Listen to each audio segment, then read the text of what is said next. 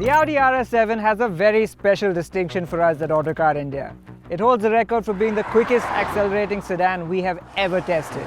It gets from 0 to 100 kph in just 3.8 seconds, and that's quicker than what even Audi says it will do. The reason for that, of course, is its powertrain. A 4-litre twin-turbocharged V8 mated to an 8-speed automatic gearbox and, of course, Audi's legendary quattro all-wheel drive system. The result is 560 horsepower and 700 Newton meters of torque. So, of course, the last thing it would ever need was more power, right? Well, that's exactly what Audi has gone and given it.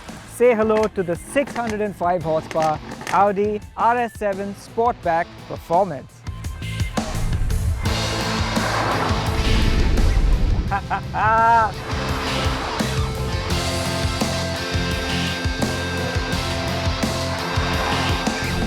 So the Audi RS7 Sportback Performance, what does that extra performance suffix get you?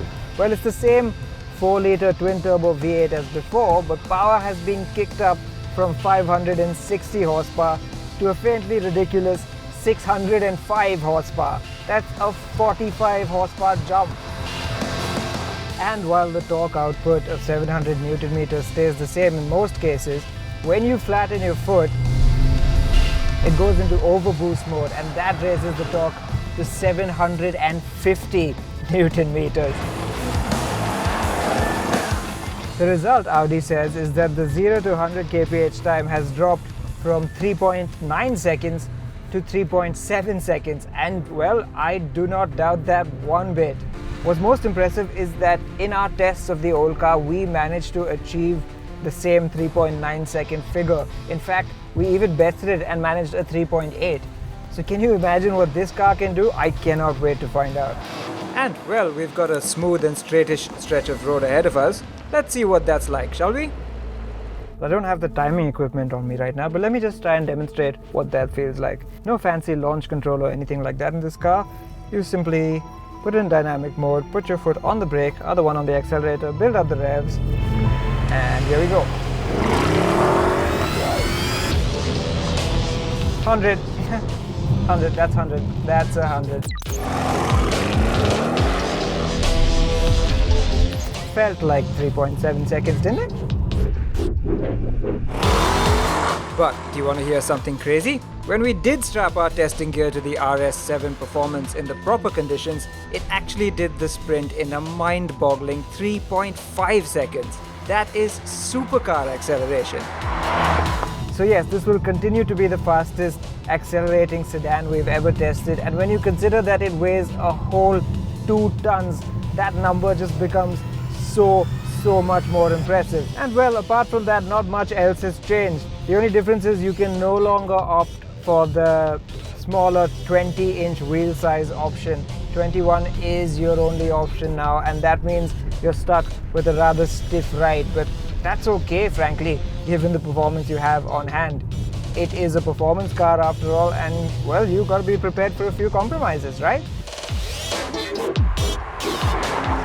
The other issue with the big wheels is that they come with very thin, low-profile tires, which means you have to be careful going through potholes to avoid a puncture, or worse, a broken rim.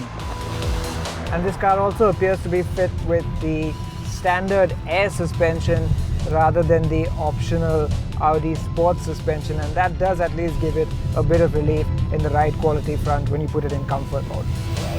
It's not in comfort mode now though.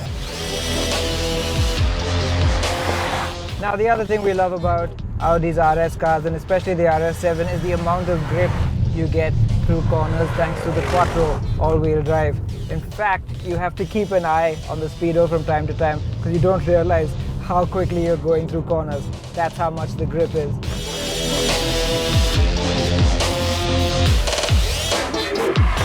Another very small change that Audi has made, but one I am really appreciative of, is the addition of a drive select button on the steering wheel. It makes matters so much more convenient. Say you're cruising down the expressway in comfort mode and you suddenly come across a twisty mountain stretch. You need to switch the drive select mode to dynamic, right?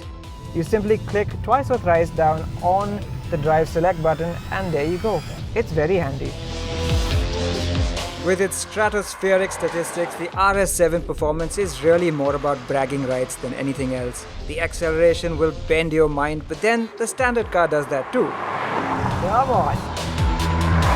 It isn't the most fun handling car, but then it grips so hard and shoots forward so furiously that even short bursts in everyday driving can be addictive. It will, of course, cost more than the standard RS7, but for those seeking ludicrous performance with luxury and a bit of practicality, until the next generation of super sedans comes along, this is it.